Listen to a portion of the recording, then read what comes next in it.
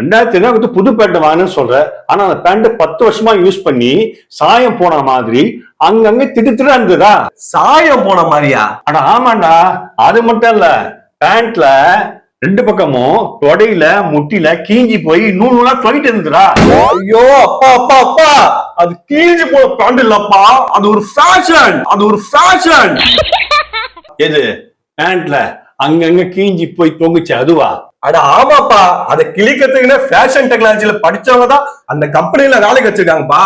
அப்ப பேண்ட்ல சாயம் போய் அங்கங்க திட்டு திட்டு இருந்தது. அத பண்றதுக்கும் இப்பெல்லாம் படிச்ச எக்ஸ்போர்ட் இருக்காங்க. இதெல்லாம் இப்ப ட்ரெண்டுப்பா, ட்ரெண்டுப்பா. ஓ ட்ரெண்டா? ரோட்ல ஒரு கிறுக்க பிடிச்சவன் கீஞ்சி போன ட்ரெஸ் போட்டு திரிஞ்சா அவன் பைத்தியக்காரன்.